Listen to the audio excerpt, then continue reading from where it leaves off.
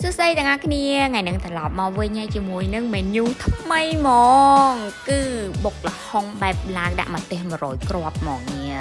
ចង់ដឹងថាមានគ្រឿងពិសេសអីគេខ្លះតោះឥឡូវយើងទៅភ្លក់ទាំងអស់គ្នា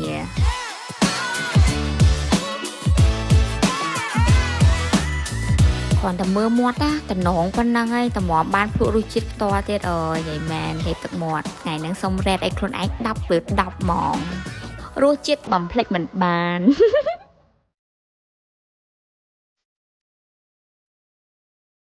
សប្បាយទេអូយថ្ងៃនេះបល់ហ្មងខ្ញុំខ្វះគាត់ឡាវគាត់អត់ចេះខ្វះខ្ញុំអត់ចេះឡាវគាត់ឈ្មោះប៊ឹងមកពីប៉ាសេមកពីប្រទេសឡាវចាថ្ងៃនេះគាត់មកបុកល្ហុងបែបឡាវយើងញ៉ាំអូមែនទេខ្ញុំអ្នកបុកខ្លួនឯងអូខេអញ្ចឹងថ្ងៃហ្នឹងគឺខ្ញុំចង់មករៀនបុកល្ហុងបែបឡាវឡើយតែមិនដឹងថាម៉េចទេអត់គាត់ធ្វើឲ្យមើលហ្មង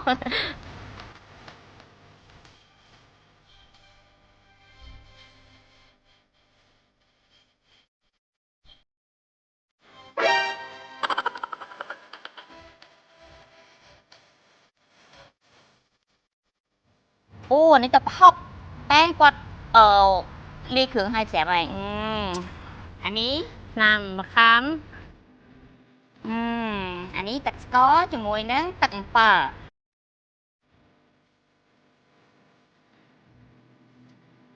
ចង់ដឹងថាស្នាដៃសូនតាឆ្ងាញ់ដល់កម្រិតណានិយាយទៅមេចំភៅគេដាក់គ្រឿងឲ្យស្រាប់ហើយអូខេអូយតំណងខ្លាំង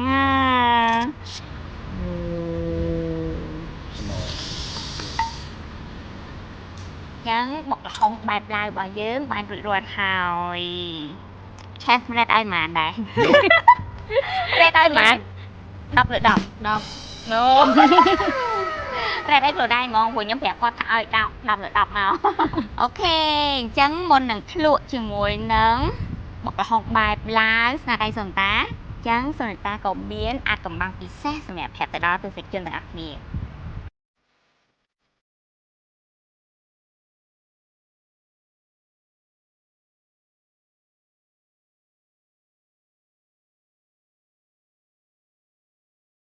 វ៉ាវតំណងខ្លាំងមែនតើអ្នកទាំងអស់គ្នាដឹងហើយថាយើងញ៉ាំរបស់ហឹរអញ្ចឹងណាអត់ល្អសម្រាប់សុខភាពកាពះរបស់យើងទេដូច្នេះហើយមុនឬក៏ក្រោយញ៉ាំអាហារដែលហឹរខ្ញុំតែងតែញ៉ាំប្រូម៉ាត់ដើម្បីការពារកាពះកុំឲ្យឈឺអញ្ចឹងមុននឹងញ៉ាំអាហារដ៏ស្រស់ឈ្ងុយឆ្ងាញ់ស្នាដៃខ្លួនឯង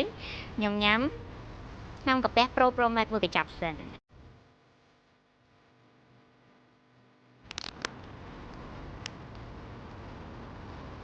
អ្វីដែលខ្ញុំពេញចិត្តពី Pro Max នោះគឺមានរសជាតិជីងកាមហើយងាយស្រួលញ៉ាំចឹងបើសិនជាអ្នកទាំងអស់គ្នាមានអាការៈហើមពោះចុកច្អល់ចុងដង្ហើមពិបាករំលាយអាហារដែលបណ្ដាលមកពីអាស៊ីតកាពះកើនឡើងលើសកម្រិតអ្នកទាំងអស់គ្នាអាចញ៉ាំជាមួយនឹង Pro Max 1ទៅ2កញ្ចប់3ទៅ4ដងក្នុងមួយថ្ងៃបានអូខេអញ្ចឹងកុំឲ្យខាតពេលវេលាយូរ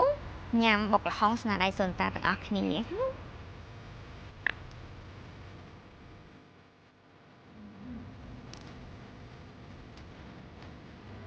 អូយឆ្ងាញ់មែនតើស្នាដៃខ្លួនឯងចុះស្នាដៃខ្ញុំហ្នឹងខ្ញុំឲ្យ rate 10លើ10ហ្មង Pro Max គឺជាជម្រើសតែមួយគត់របស់ខ្ញុំសម្រាប់ការពារការឈឺកាពះបើសិនជាអ្នកទាំងអស់គ្នាឈឺកាពះកុំភ្លេចជ្រើសរើសជាមួយនឹងថ្នាំកាពះ Pro Max បាយបាយ